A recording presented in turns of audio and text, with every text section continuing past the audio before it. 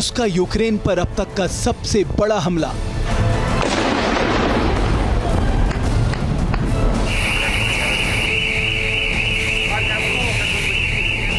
Ukraine के ठिकानों पर पुतिन की सेना का हाइपरसोनिक प्रहार।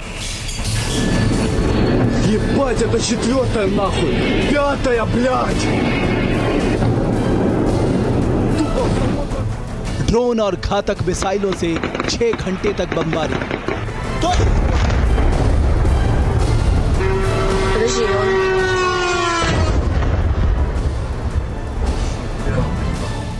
मॉस्को में यूक्रेन के हवाई हमले से तिलमिलाए रूस ने ऐसा एक्शन लिया जिसकी कल्पना शायद जेलेंस्की ने भी कभी नहीं की होगी। नाटो की बैठक के कुछ घंटे पहले रूस ने यूक्रेन पर 426 ड्रोन से ताबड़तोड़ वार किया। हमले के दौरान बैलिस्टिक और क्रूज मिसाइलों का इस्तेमाल किया गया। यहां तक कि हमले के लिए हाइपरसोनिक मिसाइलें किंजल का भी इस्तेमाल किया गया। जब रूसी सेना का यूक्रेन के खिलाफ एक्शन शुरू हुआ तो पूरा कीव दहल उठा। कीव में रिहायशी इलाकों पर ड्रोन की बरसात की गई। यह हमला मॉस्को पर हुए हालिया ड्रोन हमलों का बदला माना जा रहा है। ड्रोन हमले में कई आवासीय इलाके और बम शेल्टर्स को भी निशाना बनाया गया है।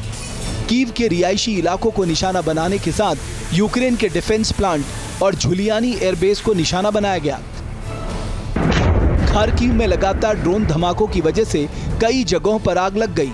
रूसी हमले में कीव, खार्किव, इवानो फ्रैंकीवस में जबरदस्त नुकसान हुआ। सुमी, खमेल नित्सकी, किरोवोग्राद, निकोलायेव, पोल्टावा और यूक्रेन के कब्जे वाले खेरासान में भी ड्रोन हमले से तबाही मची है।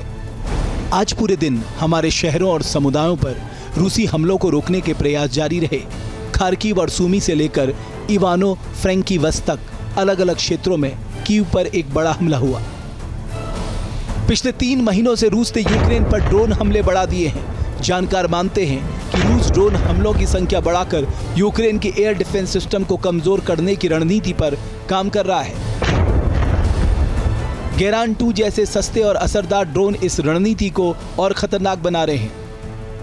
सोमवार रात यूक्रेन पर किए गए हमले में भी बड़े पैमाने पर गेरान 2 ड्रोन का इस्तेमाल किया गया। यहां आपको बताते चलें कि गेरान 2 ड्रोन की रेंज 2500 किलोमीटर है, यानी ये ड्रोन 2500 किलोमीटर तक उड़ान भर सकता है। साथ ही अपने साथ करीब 50 किलोग्राम तक विस्फोटक ले जा सकता है। गेरान 2 अपने विस्फोट से 50 से 100 मीटर के दायरे में नुकसान पहुंचा सकता है। इसकी औसत गति 180 से 200 किलोमीटर प्रति घंटा है। ये 3000 से 4000 मीटर की ऊंचाई पर उड़ सकता है, जो इसे रडार से बचने में मदद करता है।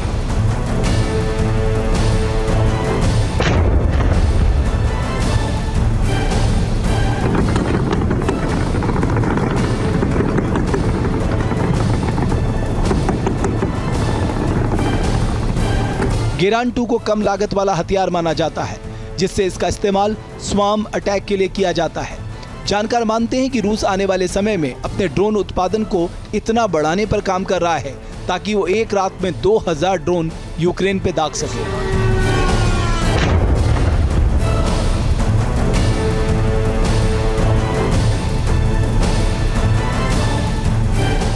कहा यह भी जा रहा है कि अगर रूस के ड्रोन उत्पादन की रफ्तार कायम रही तो नवंबर तक वो एक रात में 2000 ड्रोन दागने की ताकत पा लेगा।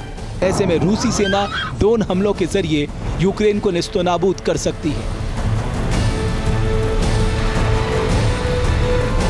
जहां भक्ति है हर शब्द में, कथाओं में छुपे हैं दिव्य रहस्य और ज्योतिष देता है जीवन को दिशा। धर्म से जुड़ी हर बातों को जानने के लिए हमारे चैनल स्तुति को सब्सक्राइब करें।